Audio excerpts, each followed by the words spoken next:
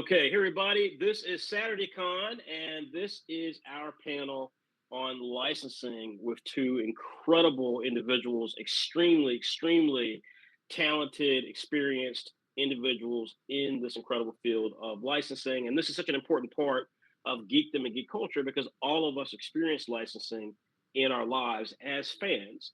We get it through the apparel that we wear, through the toys that we buy, the statues that we collect, and the comics and books that we ultimately purchased to extend our love of these characters. And so, again, couldn't be more excited to have these two individuals talking to us about the really complex and growing world of licensing.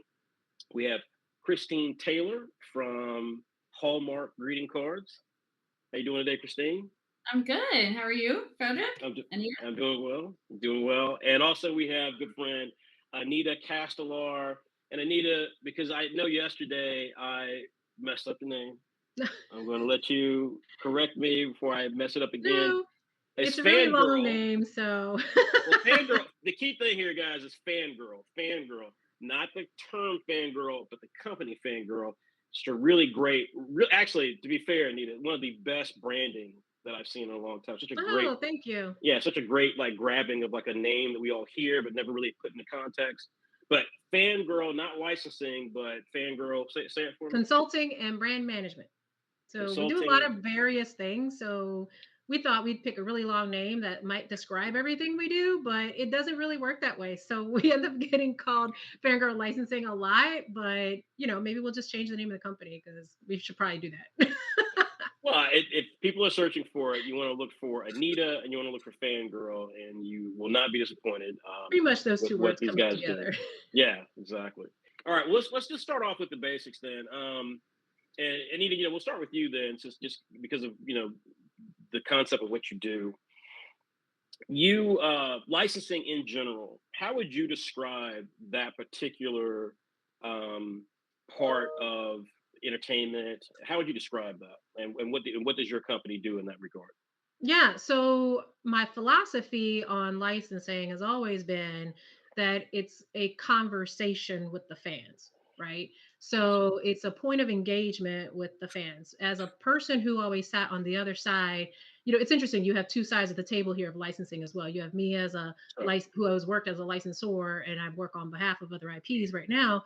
But as Christine is on the other side, she'll explain a little bit. She's a part of the licensee structure, which is Right. the other extension of that, people who manufacture things. So my point of view and my perspective on licensing has always been it's a conversation with the fans, and it's always my opportunity to give them tools and a way to experience their fandom, to immerse themselves in their fandom and enjoy it in the way that they want to enjoy it. And so that means we have to license a lot of variety of items because not everybody enjoys fandom the same way or Right. wants to experience it the same way, but it really creates community as well. It really creates an opportunity for the fans to engage with their favorite fandom, and it gives IP owners a way to engage with them as well. And whether it's a mug or an action figure or what have you, those things are not just things. Those are opportunities for fans to be able to engage with their fandom in a way that's meaningful to them and a time that's meaningful to them. And when you see somebody who's sharing your same similarities, you may not know them, but just wearing that same t-shirt or a similar Mm-hmm. t-shirt or a hat or something, you're like, oh, I know you. You may not know their name, but you know them, right? There's a connection, an instant connection there. So that's what licensing really is. I mean, in its essence, if you look at it that way. I'm going to steal that line about licensing is a conversation. I'm taking that, but that was Yeah, great. Yeah, yeah. that's what Fangirl gets you guys. Fangirl brand management and consulting. It gives you a line like that, and I'm taking it. Christine, from your standpoint, as Anita said correctly, obviously you're on the different side of the spectrum. You're on the side that most of us actually engage with, whereas Anita's on the side of maybe setting it up. You're on the side of actually taking it and delivering it. What's your read on licensing? How do you perceive that in this conversation with the fans? Yeah, I mean, very similarly. I mean, it's an extension of those brands off of the screen, right? So they get to, fans experience it with through media, through entertainment, and this is an extension of that entertainment that they're able to like physically engage with, right? And so we create physical products. Some people create digital products that extend that story longer, and you get to engage with it in the way that you love. Sure. And sure, it sparks a conversation. It Like Anita said, if you're wearing something as a self-expression of the fandom that you love, another fan recognizes it and you've met a friend, right? And you spark up a conversation about how much you like it. Or you know that your father introduced you to Star Wars, and so for Father's Day you're going to buy him a Darth Vader mug or something like that to express the fact that you enjoyed that experience together. So for us, that's really how we look at it is, and for Hallmark, especially because it is such a social expression category. And so that conversation and that connection is really important. A lot of our stuff is meant to be gifts. So it's meant to be a shared experience between individuals and not just, like a t-shirt that's more of a self-expression. And so, and I'm not saying that there aren't people that buy it for themselves too. Right. But the intent of most of our products is to gift to others. And so have that shared experience between the two individuals and the fans, the parents, the family, and that's what's so great about licensing. And many of the things that we license is it can go cross-generational. And so you are able to share it with multiple different types of people and different ages. So. Christine, stay with you for a minute. That's a really interesting point, and I never thought about that. As you guys have broadened your licensing program and portfolio, do people buy greeting cards to collect them? Star Wars fans, Star Trek fans, some fans do, sure, Right. yeah. I wouldn't say that's the majority of the intent or the majority of the purchases. Right. But also when you think about it, many people actually keep greeting cards in general. So even if it's Right. not a licensed thing, you have that memory that someone gave you this. They may have written a special message that you wanted to keep and you wanted to remember. So you put it off to the side, just like a picture or anything else that you can go back to and actually reread. You can re-experience that. And so when you add something licensed to that, and again, it's a shared experience. Like my dad took me to this movie, so I loved it, or something like that. Or my family always go to the movies and this is our favorite movie or something. And they give each other a Harry Potter card or a Star Wars card. It extends that memory. But yeah, we have completists that will purchase everything that's that, and I just like the look of it. It's art. So. Exactly, and I think that's actually a good segue to what I want to talk about, because I think what's fascinating about it when you brought that up, it made me think about it in the earlier line that Anita had about the conversation. Right now, the hottest movie on the planet, I guess it's fair to say, is Spider-Man: No Way Home, and that is obviously it's like this kind of like weird amalgamation of both like this giant franchise of the Marvel superheroes, Marvel Cinematic Universe, nostalgia for the actors. Spoiler alert, which I don't care if you guys get spoiled by this. You've seen the movie by now. The other Spider-Man actors are in it, so you get this nostalgia of the previous actors. But that movie's kind of a cultural touchstone, right? 5 years from now, there'll be another Spider-Man movie, and there'll be a new product for the new Spider-Man movie. So if you are someone who really loves that moment of No Way Home, this is it, right? This is the moment to get that property. The same for the license you guys have had. So that's what kind of made me think about it and think about licensing in that context, right? Because we know where collectability itself comes from, is the idea that, you said, you're completist. You want to get that. You want that conversation. You want the completion of the thing that you love, and it will bring you joy for years to come. But if you don't get it at that moment, it might not come back. It might be the print that run of kind of product that's there and then stops. We have products beyond cards. We have ornaments too, and our ornament run is one and done. So they're typically there's every once in a while we might do a rerun on something if we felt like people didn't get they didn't get it, we didn't run enough. But for the most part, it's run 1 year. And so it drives collectability. In fact, that's where probably we engage most with some of our more hardcore fans, is through our ornament collection, because we've been doing them since 1973, and we've been doing more of the nerdy ones. Some in the 60s and 70s, like the animated ones, but like when you think of Star Wars and Star Trek, that we've been doing those since the 90s. And so we've built this repertoire of fandoms that have completely decked out Star Wars Christmas trees, and some of them that might buy two, and one of them they leave in the box, and So because of that, we've been known that we really focus on that fandom, and we look at that on all our products, whether it's a greeting card, some gift wrap, a mug, or other things. We do gifts as well, and so that's why it's really important for us to stay engaged in the fandoms and to make sure that we're connected to what they want and what they're looking for. And so, it's why we go to comic conventions too, is to put our, get into the fandom and make sure that we're listening. It's an interesting perspective because not everybody gets to see behind the curtain when for the manufacturers and stuff. But from my perspective, having worked on multi-generational properties, you want to always have something for all of those fans along that spectrum of fandom. And an example, we'll go along with the Star Wars thing because we both have the common elements in the background. I've noticed that. Yeah, it's just that for everybody along who's a Star Wars fan, whether you're a casual fan or a hardcore fan, whatever, somebody has their Star Wars, right? Their entry port into the brand, or even a Godzilla, right? Like everybody has their entry portal into that brand, meaning a young child may have come into the brand at the time in the 70s through the first film, right? Or, through an animated series in the 80s or 90s. And or through, like me with Voltron, like in the 80s. That was my first, introduction into that fandom. Then you have, those who come to prequels or trilogies, later for Star Wars, as an example. That's their Star Wars. That's their entry port. And as much as the older folks may hate the prequels are well loved by that generation because that's how they experienced it. Absolutely. And then there's Clone Wars, and then there's video games, and then there's the park experiences, and there, there's a lot of entry portals into a fandom, even Star Trek, that is multi-generational.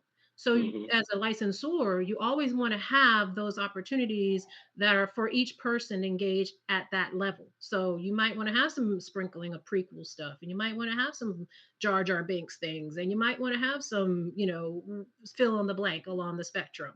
But it's just like, those characters are beloved by different generations for different reasons because they were introduced at a time period that was relevant for that time and for that fan. So those things, yes, there's always one and dones. There's collectibility and drives conversation of those ones and dones. But then there's also a thing where you don't want to necessarily not serve, you don't want to underserve the fans because then they get mad at you, right? And then they can't experience it their way. So since both of you said that, let me continue through the need on this, and then Christine, get your thoughts on this. But so just to put context into this.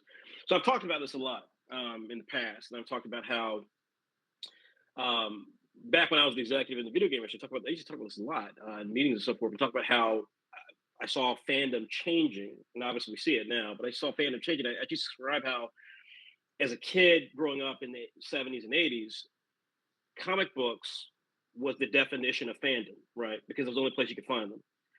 And as cartoons became prevalent, then you got some of that, right? But the nostalgia for the 80s and stuff didn't happen until recently. So that was the thing that was happening, but it wasn't supported all the way through, except for like toys. Then as we got into the 90s, you started getting more, sophisticated films, and obviously in the 2000s, we started getting more of that as a routine. But it was really Batman was the one that caught me, the 1989 Batman, because I remember thinking to myself, wow, this was a thing that I grew up with as I was in high school when it came out. This was a thing where I was a big fan of Batman, and the only way you liked Batman was you either saw the 60s TV show and reruns, or you read the comic books. But that was the Batman fandom. There was no context of Batman outside of that. So to see people that were the cool kids in my high school sporting the Batman t-shirts, right? That was all of their connection to Batman. That's all they needed, right? The girls would have the jewelry of the Batman logo, the Tim Burton Batman logo. And so that became, I started having this realization then, and I was talking about when I was an executive in the gaming industry, about how fandom exists however the consumer connects to it, right? It has no relevancy towards whatever the core product is. You can be a Star Wars fan, and all you know of Star Wars is that you have the fig pins, or that you have the hats or the clothes, or that you have the really fancy and expensive and something that we can't afford a Saturday AM helmet for the stormtroopers. Yes. Exactly. So once I you wanted put to, I wanted once to you put dramatic the pause fandom that out into again. the world, the content is written Yeah, or filmed or created in a certain way, right? But yeah, once, just like with anything, once you put it out into the world, it becomes something else, yeah. because the fans engage in the way they want, and they're going to experience it and put filters through the experience, based off of their background as well. So, like, to your point, fandom has changed, and as two women, as you can tell, who are very fans of a lot of things, Yeah. like, that also comes from our background. So the way we Well, also engage in fandom let today is informed let by the me. way we experienced it. So we're going to come to that specifically. I want to get to that because obviously that is something I want to talk about. Obviously, we're three people here who are minorities in various ways, and I want to talk about that because that is another facet of licensing that needs to be discussed. But I was joking, but I do want to zero in on the point I was making about fandom being very diffuse, right? Because I wanted to ask you and then I wanted to ask Christine. So you laid out, Anita, and this is obviously is for a fangirl, you have a really good eye on the business, right? So you made a good point, right? For someone, the point I was making about the apparel and everything, right? There's a fan of this material, but only in a certain way, or only with a certain um, uh, form of the material, right? Like Clone Wars, to your point. And so the question becomes, how does a company effectively service that? Because at some point, like I gave the example with Spider-Man, No Way Home is the rage right now. It won't be 3 or 5 years from now. Mm-hmm. Spider-Man will still be around, right? So every time there's a new form of it, you have to find a new way, I assume, to cater to those fans, the fans who existed and the fans who are coming, and maybe are coming because the next generation of whatever Spider-Man is that they're going to embrace is now available and now has the lion's share of the licensing. So how do you keep all these plates spinning? Does that make sense? Yeah, I think I think, to if you would allow me to rephrase that question a little bit, I think what Yeah. you're trying to say is, how do you continue to refresh a brand and yet still keep its essence, as it moves forward, and make it a multi-generational fandom. And Right. the problem is, the challenge, I should say, is that you can't always satisfy all the fans every time. Right. And that's a difficulty that every company deals with, or any IP owner deals with, when they create something. It's like when they create something next, Right. they're like, oh, it sucks, and everybody hates it. And, they get the slack on now, Instagram and everybody else, right? Like, social media allows that two-way conversation, or that, echo chamber, or what have you. But, it's also, the new piece is also a recruitment for next generations. Right. So you always need to recruit new, as an IP owner, you always have to recruit new fans into your brand, period, or your brand will die out, because those fans, that's the reality, people, the fans will die off eventually. Right. Right. So if you want your IP to continue to live and live on into the future, then you need new fans, younger fans. And so you have to understand, without losing those pillars, those are the unbreakables. These things are brand pillars, and you cannot break these things ever. Right. And then you build on that. And then you say, okay, you infuse that, whatever those things are, into the next piece of whatever you're going to create, that content you're going to create. And so there's always this thread of whatever the essence is, whether it's a good versus evil storyline. It's the Sith always do these things, the witches always do these things, in my brand. They don't do those things. Right. When you know that you can, you have your unbreakable pieces, as a content creator, then you can look to refresh, rebuild, incorporate new ideas, new elements, but as long as you're always putting everything that's new through the same filter process of, is this the correct thing to include? Does it meet these criteria? Does it break some one of the unbreakables? And then if you're conscientiously breaking that, then you have to deal with that as well, that story piece. So Christine, to that point, then, when you are looking to license material for Hallmark, and you've got a Star Wars, and we'll just stay with Star Wars. We have nothing to do with Lucasfilm. You're looking at your plans for 2023, and Disney Marvel has come to you and said, hey, we've got the next Spider-Man coming out into the Spider-Verse or whatever, the next animated film. This is where our focus is going to be on. And we'd love to get Hallmark support. We'd love to get, we got some artwork we can make available for you guys. We're going to do, we'd love to have a greeting cards program and ornaments program and so forth. To Anita's point, you're looking at your P&Ls, you're looking at your total picture. You're saying, but we do a great business with that standard Spider-Man. That No Way Home is still doing good. How do you, as a licensee, make that decision as to, okay, we're going to invest a little bit here. We're still going to keep Spider-Man business here. We're going to go back to this old property because we saw some upkick. You know what I mean? Is that how it works? Is that? It's a combination of collaborations between, the products creators, the product teams that we have. So I'm in the licensing piece. So what I do is I work with all the different product teams. So there's a different ornament team, there's a card team, there's a gift team. We make itty bitty plush. There's a team for that. And so I work with them on anything that's licensing. So we do talk about the strategy, and it might be a combination between us collaborating with the licensor and the retailer. So whether it's going to go in a Hallmark Gold Crown store, which we are, the retailer's right there, so we can have that conversation because we are the retailer, or is it going to go into Walmart or Target or wherever? So it's a combination of all those things and who that demographic is. And so what I try to do is talk to the teams is like, who is your target audience for this? Who do you need to fill this with? Because if you're talking about Spider-Man, and it's for a kid where it's meant to be given to a child, Spider-Man is Spider-Man is Spider-Man, right? Now Miles Morales may be a little different because you have kids that are into him when you're talking about into Spider-Verse, right? Because you've got some diversity in there that a kid can see himself on screen, and so you want to look at it from that point of view. So you just infuse that diversity piece.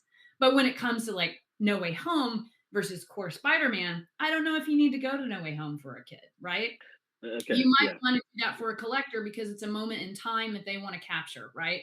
And so when you're looking at in and out movie content that has a nostalgic base, you're probably saying, well, during that movie window, we probably want to have a little bit of product to appeal to a certain consumer. But that shouldn't replace the core fact that the majority of our consumers, especially if they're younger or they're meant to be given to kids, are going to purchase the classic Spider-Man anyway, or the Miles Morales. And that's where, we could even lean into classic comic Miles Morales, not necessarily into the Spider-Verse for that particular situation. And kids will still like it because it's Miles Morales, right?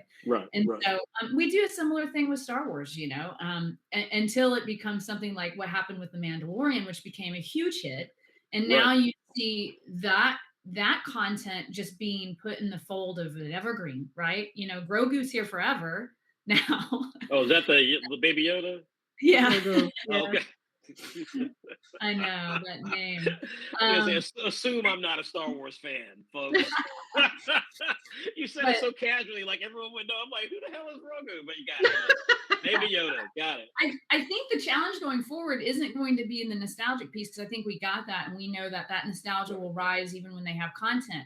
It's some of the new MCU stuff and some of the new brand new Star Wars content is what's going to hit, especially with this Disney Plus stuff, because they're producing so much content and it's for a diverse audience. And so what we have to decide is what's really going to hit for the audience we already have, or do we need to license this, or do we need to create product for it for a license for an audience we want?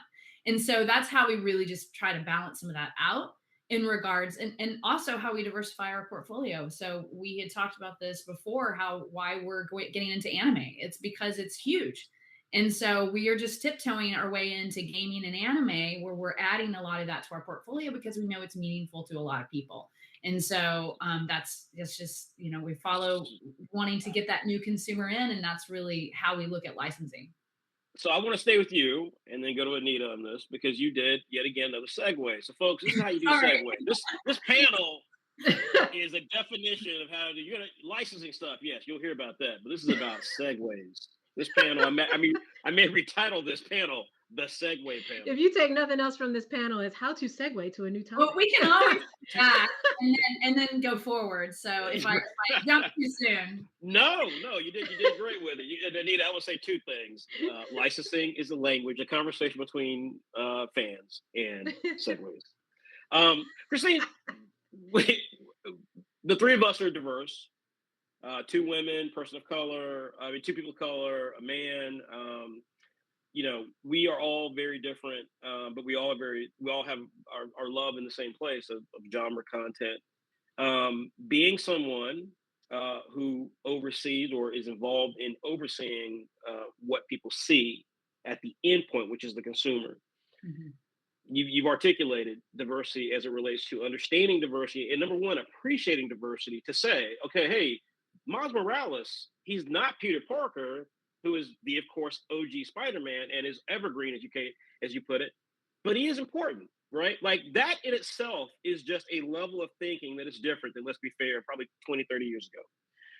Absolutely. How do you view being someone who is both tasked with, committed to looking at everything that's happening and seeking diversity because it's the right thing to do, but also because you recognize there's audiences here that we can grow with? How do you navigate, the landscape of IP and make those determinations about going after content? And just to put this in context, as you indicated, we know Disney Plus is a brand new arm of Disney's efforts for intellectual property.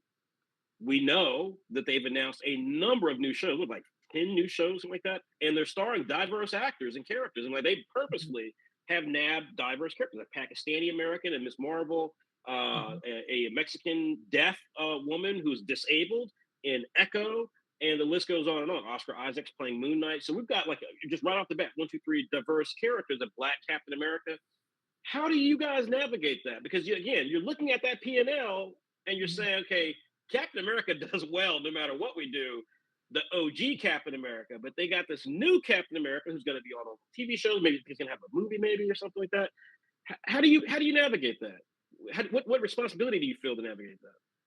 I think there's a huge responsibility. I think, I think it's very important to Hallmark, obviously, that we represent that, particularly, I mean, it was natural for us to do Cap Sam Wilson. We did it in an ornament. We're doing it in a little plush that's coming out soon. And I think we are actually looking to some of those titles to help us be more diverse. So when I'm talking about, diversifying our content and adding things like anime, the fact that more content is being, driven with diversity in mind only helps us as a licensee, because then we can produce that content. It will naturally give us an ability to create something that's more diverse, and naturally give us the ability to get new audiences into our brand. So it can only help us. And of course, as a brand that creates original content in the same way. And if you look at what they're trying to do with Channel right now, they're trying to shake it up and deliberately made some executive moves and some creative moves in order to do that. Did it take a long time for a century plus old brand? Absolutely it did. But I think, I guess it's better late than never, right? Exactly. Exactly. Look, only three people who are diverse know that. Seriously, I have to say this for the people watching this, because we have obviously a lot of fans over the world, but like, there's a push from the anti-diversity crowd, and we know about that, and we obviously deal with that all the time. There's also this push from the left, I think, sometimes, where they're like, I need it now. We're like, I get it. But from those of us who've been fighting this battle for a long time, now, happening is better than never happening. So let's be happy with changes that are occurring as we speak, because first of all, it took a lot of us to take the slings and arrows to make that change. And while it might not be perfect, we're the ones who fought those battles in the first place to change the culture. So I do appreciate you saying that. I know you weren't quite going there with it, but I appreciate you saying that, because I do think that needs to be made clear to people, young people, that these struggles are always long. They never happen overnight, and change is always, cumulative. But I did want to get your impression of that, about the diversity, because you and I've talked about this a lot, obviously. So I know you've got so many really wise points about this. But how do you feel about this current moment and about diversity and what its place is with content and so forth? Well, diversity is a business case. And people don't always understand as well, or maybe they don't have the perspective, right? Is that licensing is a business in the end. Okay, it's about dollars and cents, and that's what everybody makes their livelihood off of, and they're judged against their work performance against, and all these. So first and foremost, yes, my esoteric, statement about it being conversation and my philosophy of how I do my job or whatever. Yeah, that's great. But in the end, I still had a boss to, like get to and talk to, and I had my goals to make every year financially, whatever. So, but if you also include as a pillar of your business diversity in all its kind of messy definition as well, because nobody has one definition about what diversity is either.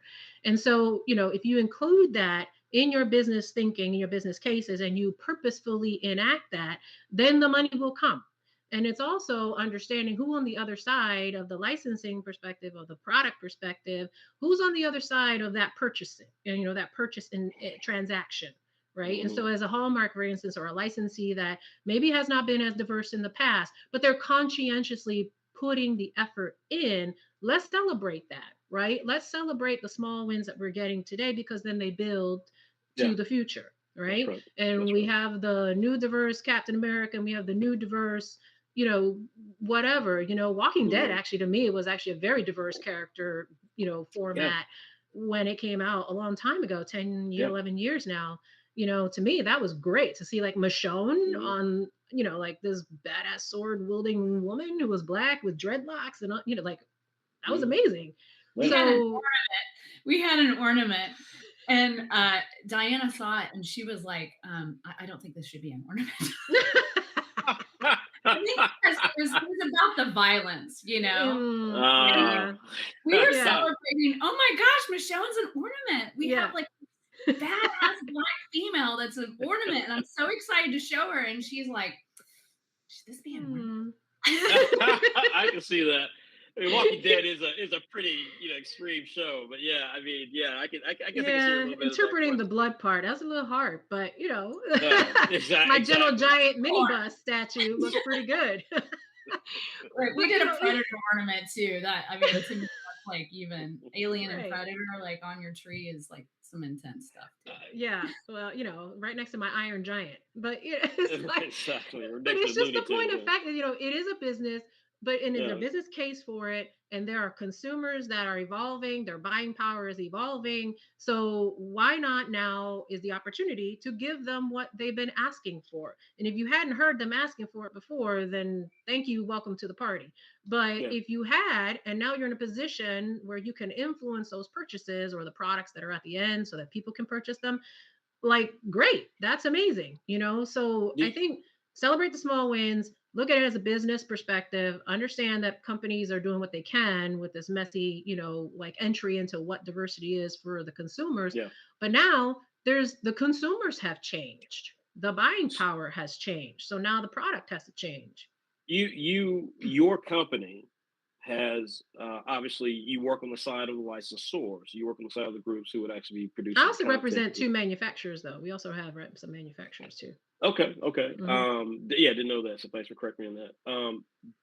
So do you find me, I know the answer to this, but I'd like for you to say it, but do you feel a responsibility to showcase diverse intellectual property, and likewise finding ways to ensure that those properties actually find a home where they can actually both do well for the companies who license it, but then do well for the companies who created it? How do you navigate that space, given your position or your role in that?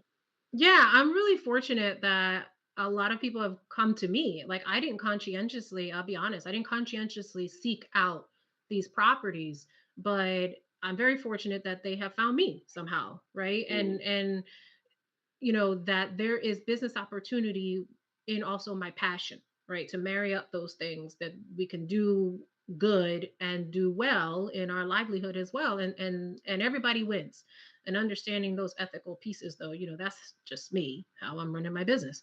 But yes, I do feel not only a responsibility for the properties and to represent them well, because of the things that I've seen or experienced, kind of growing up in the licensing and toy industry and all that stuff.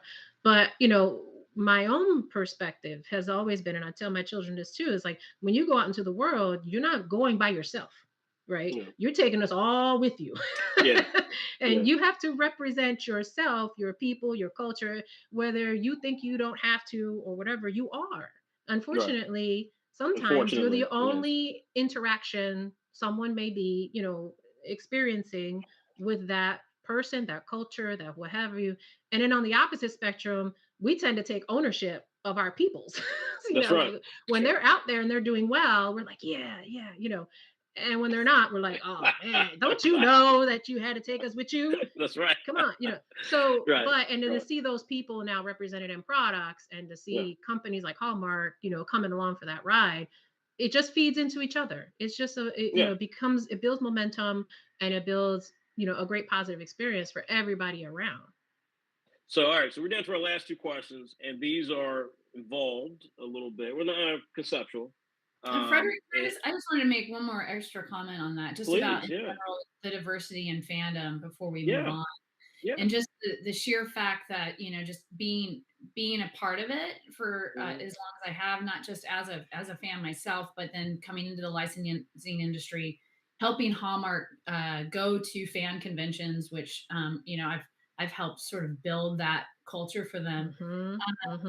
Is how diverse fandom is in general. It was something that was really important for us to go to these conventions because for us, we were able to build a new audience that was a diverse audience in age and, in color and, demographics, anything, it was just a whole new subset of consumers that love it. And I think that's the great thing about some of the things we love, whether it's, science fiction or whether it's, some superheroes, some manga, some storytelling, is that some of this can resonate just the human experience. Or the fact that they're aliens or something, it's telling these stories that resonate with humanity in general and that we can all relate to. So it's a place, it builds a fabric that we can all, be together and enjoy the same thing and love the same thing. What I think the turning point now is we're now able to actually get, things that were predominantly white, like some superheroes and like some movies, to have that diversity play out on screen, which makes things, like I said, so much easier for people like us that develop things off screen too. And it builds that fandom and makes it even more rich and more diverse and more connected, in my opinion.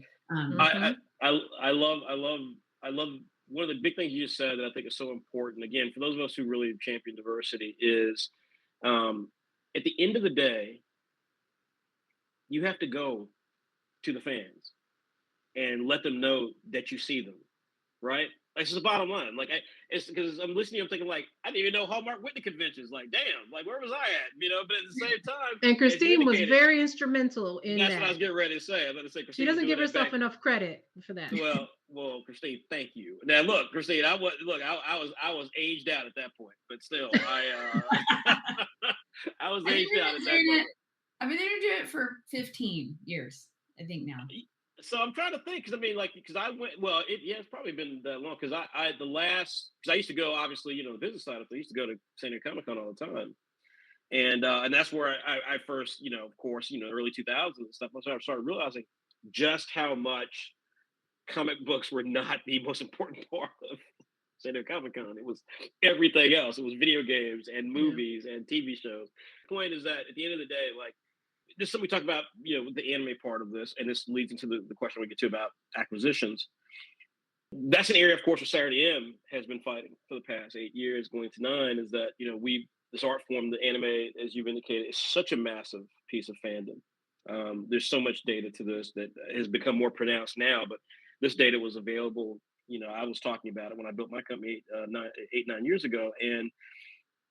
But the thing about it is that, of course, anime is not very diverse, right? It doesn't have a lot of ethnic diversity to it. And the comment I would always hear was like, oh, well, we didn't know it. I'm thinking, like, if you go to a convention, you would know. Like, so that's just my point about the conventions. Like, all you got to do is go to the convention and you'll see all the Black and brown and LGBTQ and other Asian kids who are not represented in anime. Because God knows, the AAPI community consists of Indian. It consists of part of Middle Eastern. I mean, there's so many groups that don't see themselves in anime and manga.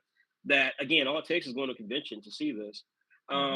So with that being the case, Christine, intellectual property right now is in kind of an inflection point because, as we've talked about, I think really kind of the theme throughout this conversation today has been about IP, its connection that we all have to it, the way that it kind of flags out, the way you keep it alive. But we've also got to acknowledge that it's under so much competition today because everyone's clued into that. So now just having a Thundercats and saying, oh, we're going to have some plush, we're going to have this, we're going to have that, we're going to keep it alive. Well, you got to deal with, again, the new Marvel thing. You got to deal with the new anime thing that people weren't even on the radar of 5 years ago. Acquisitions are happening. You're with a company that actually has a network that they make content on. Obviously, not, at least I don't think it's genre content at this moment. But how do you balance that of trying to find the next hot thing with the fact that so many companies are acquiring intellectual property now, and it's all part of one big warehouse? AMC bought Sentai Filmworks, Sony bought Funimation and Crunchyroll, Disney bought Star Wars and Marvel. How are you still finding like that? Do you set aside some way to look for what's hot and what's next outside of the big companies?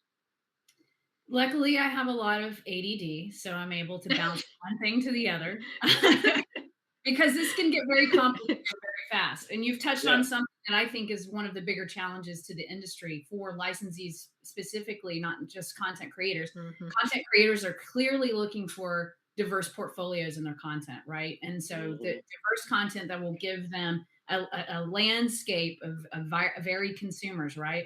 And so that's why actually when a group might buy another group, it can be helpful for us because if we already have a relationship with that group, they're just giving us that additional diverse content. And that's happened quite a bit, you know, with things like Warner Brothers and stuff like that.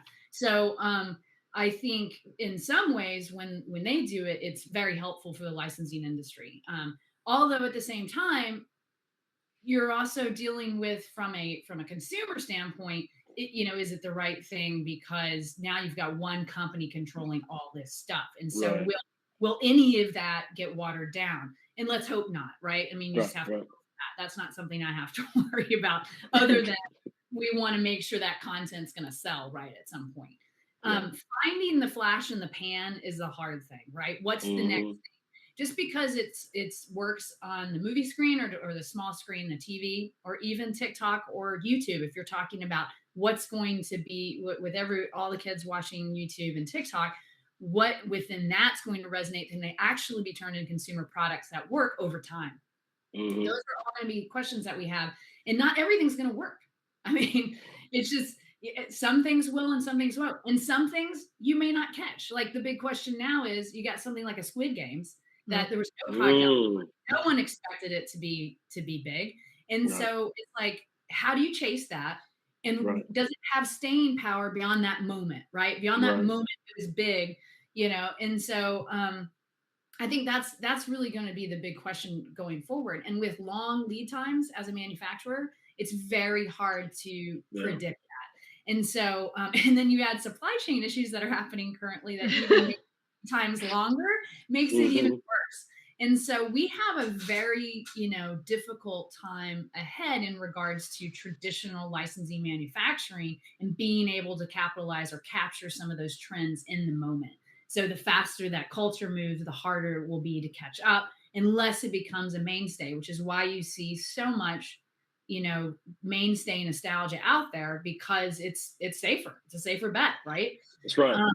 But I do think there's other ways that you can contribute as a license, whether that be a digital, something that you can get to market quickly. It could, there's print on demand. There's ways to potentially do that and diversify your capabilities in order to keep up with the trends. And so you can capture that new consumer and bring them into your fold. But it just has to be, a deliberate strategic move on any particular person's part or any license manufacturer's part to deliberately want to do that and put that capability in place. So before I go to Anita, real quickly, I just wanted to follow up on, because you told me this last time you and I spoke. So you have, though, a program, or there's a program happening. I'm not sure. I can't remember if you were personally involved with it, where you were working with, like, for example, like, I don't know if we could talk about this, but there's some artists that you found that like were from another country, maybe, and you're like, oh yeah, we might possibly be working with them and so forth. And I was just curious, like, do you see things there where you guys interact with artists? Because obviously, the greeting card market is art driven, right? Largely. So do you find that that's something that is happening to where, or there's an effort to try to find some of those type of individuals who maybe artistically or from an intellectual property standpoint, have a way to kind of reach out to your fan base or your audience? Yeah, I mean, I think that it's not a huge opportunity in regards to licensing because we don't do as much licensed art. We will do licensed art. Sometimes we do it with, poets like Maya Angelou, which we had a relationship for years, so it might be spoken word because, as well, or it might be a celebrity that has a diverse, some sort of diversity related to them. We did a whole humor thing with Chris Rock years ago. So there's been some in and out over time where we've done it from a licensing perspective. From an art perspective, just in general, I think it's very, Hallmark's focus to have a diverse subset of artists in-house. I would say 90% of what we create in-house. So we just don't actually outsource as much unless it is a licensed intellectual property. I think what we look for, if we were to have a deficit in the type of art that we need. So we're saying, we don't have an artist that can create this look that would appeal to BIPOC, right? Then maybe what we should do is we should look for artists and individuals that can help us express that and fill that gap. So we are always looking for how to fill that gap, whether it be with a current portfolio of people that we have under our belt, or whether it be a freelancer, or whether it be purchased art. So sometimes we also just purchase art and not necessarily do a license program. So we license the artwork and not like the person in the program. So it's a couple of different things, and that's not, those collections are not in my wheelhouse.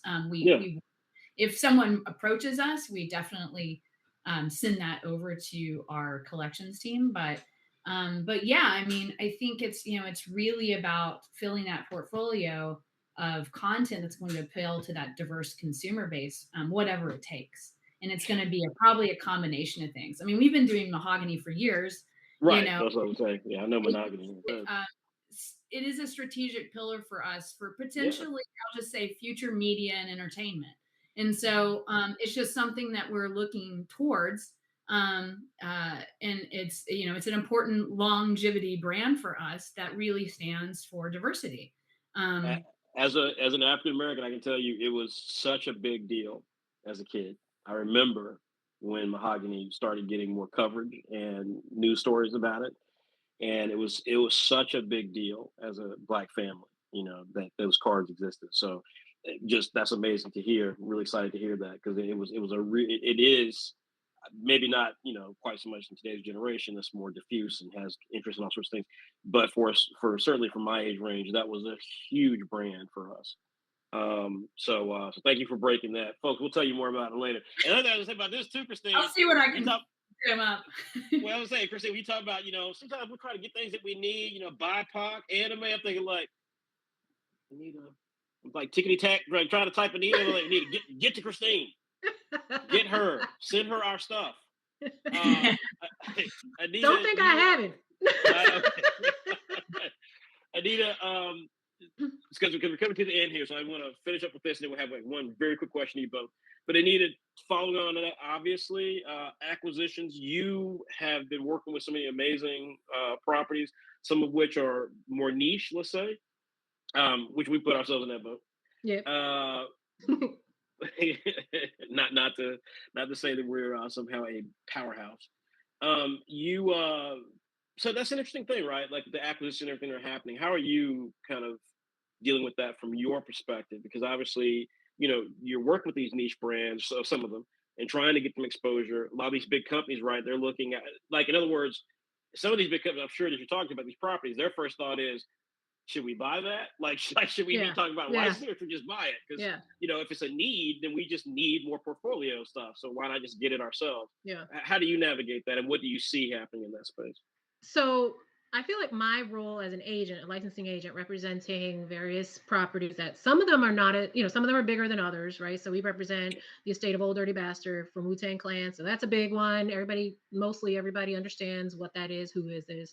So the conversations are a little bit different depending on each brand. However, if they're more niche, as you say, right, such as a Saturday AM or La Borinqueña, which is another, a property that we represent, those are conversations about creating commonalities and then showing the business perspective about like how the licensee can still be profitable because again, it's a business, remember, right? So they have to be understanding how they can appreciate, celebrate the properties and reach new consumers, but yet still be profitable with this brand. Because if they're going to invest the dollars for the license, which means they have to give like a bit of money, they have to pay royalties on the sales, like all these different kinds of things. They have to develop the property, the product itself, and that's an investment in there. So they're assuming a lot of risk. And so they're taking on a property which is new, which means they're taking on a lot of risk because they can invest, all this effort into the property, but yet it might not sell. In their perspective, it might not sell. And also when you have big retailers or even smaller ones who are really conservative or they don't understand how to reach that consumer themselves, then that becomes a challenge because then there's no home for this property. So even if a licensee is on board, hey, we love it. In the end, if the retailer who is the gatekeeper to get the product on the shelf, if the retailer cannot see the importance or the value of investing their part, meaning putting shelf space against this property, then it stops.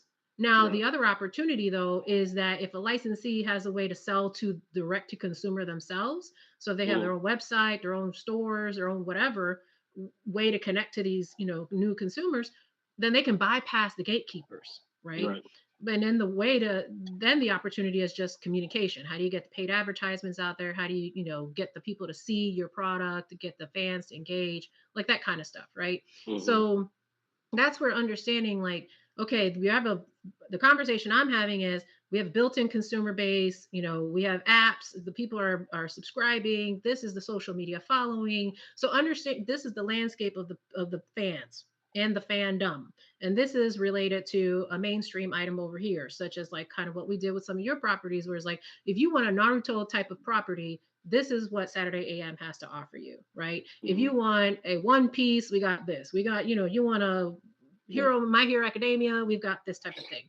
Because then the licensees who don't know but are willing to take a chance with you, they need to be led. They need to be educated. They need some hand holding. So it's not like here's sign here, one and done. Good luck. You have to help them. It becomes a really engaged and deep relationship with that licensee to make sure that they're successful with that property. And also kind of like, validation of when you get the funds going and you sold in this property, okay, see, we helped you along the way. Now you can keep moving on your own, but also, validation that your property was worth their investment, So, and the only validation, unfortunately, that people see or really understand or appreciate is the dollars. And so fans who are watching this, when you see a new property that you love and there's finally legitimate product out there, not bootleg product, please go buy it because that is the validation that people need. That is when you vote with your wallet, that will create more product for that item, that will create more momentum for that brand, and you will get in the end the benefit because you'll get what you want. So, if you really support your brand and then you finally see a new product out there, valid, legitimate product, licensed product, vote with your wallet, go buy it. Don't just give it lip service because in the end, that dollar will go back to reinvesting in that property and it will feed the circle. Yeah, it is interesting that, we hear so much about, when we were younger, it was Hillary Clinton talking about it takes a village, and nowadays, of course, it's just the idea that we're all connected, and that's a really good way to end our chat. I did want to ask one other question. Oh, go ahead, Christine. I was going to just bank off that. How I mean, that was such a really, really good insight into the industry and the challenges that we would face. And, when it's something like it's a big brand like us, to take a risk on a smaller brand too can be so difficult sometimes. Me, I'm on the creative side. I'm on the creative product development side. I can come up with ideas all day, right? But at the end of the day, if the people with the money don't want to assume the risk. And that includes the retailer, whether it's our own retail channel or whether it's a big box retailer or even a small box retailer that we deal with, then that, our hands are tied and we're not able to put them. We can't license everything, right? We only Right. are so large, but so we do have to look at and weigh out the varied risks and the total portfolio, and yeah, what our retailers or our main retailers want. As I would hope as a creator, the ability to get things faster to market, but also less expensive. I know that seems like a pipe dream, especially right now. But if that ever becomes the case, then Yeah. you are able to see more of that happen, right? Because you can do some more testing, you can do some smaller micro collections and things like that, and because there's these pockets of fandoms everywhere, and you want to Yeah. be able to reach them, right? But you can only do so much. And there's the whole business side that is will trip you up and get in your way if you're not able to. And it's frustrating for a creative like me that it's like, I can come up with ideas all day. Trust me, it's frustrating for us on our creative side as well. So I want to finish with two very quick, because we're hitting our time here. So two very quick things. Christine, we'll stay with you then, and give me one thing that you are most looking forward to in 2022 from your vantage point. It could be the new mahogany thing, David. And then the second one is the second one is, what are you concerned about with your business in 2022? And I think we all are probably thinking the same thing with the supply chain and Omicron and things like that. But please, the floor is yours. One thing you're really looking forward to and one thing you're concerned about. I am looking forward to this pandemic being over.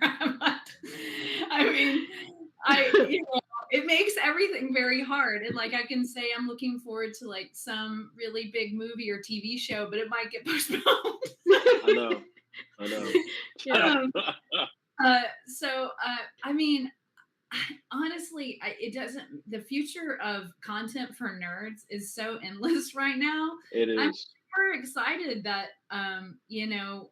it used to be we'd have to wait like so many years for a movie to come out with your favorite fandom. And now you just have a pipeline of stuff that you can watch.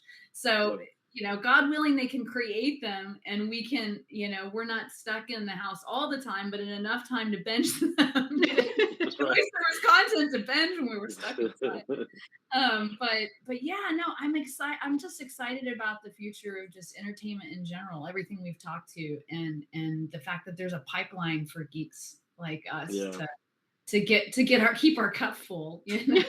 Absolutely. So what concern do you have? It's the same thing. Is will this continue to go on, and will this continue to impact the economy in general, not just the supply chain, but the cost of products, the ability to get products, which has caused a stir and difficulty for everyone, for all businesses. And that we can get out of this and see the other side of it. So we can do some of the things that I'm talking about. How can we, take our lead times down to keep up with all the content? And so I think it's probably going to be the biggest challenge going forward for many businesses. And one thing we didn't talk about that is at least we have that will enable us for the future is how much more people are going digital. And so being able to get digital products to people faster is definitely something that's obviously a great thing. And so making sure that capability is strong and intact will be important. Anita, what about you? It's kind of two sides of the same coin. I'm looking forward to building my business, which a lot of people, if you don't know, is only 3.5 years old. So even though I've been doing this for a while, my business is only, 3.5 years old. So I'm looking forward to continuing to build it foundations, build the, structure of that, expand that, hopefully, God willing, but also tell the stories of, like you were saying, these niche, properties and people that we're connecting with and telling these stories. I just love all that stuff. So I'm looking forward to that and hopeful for those things.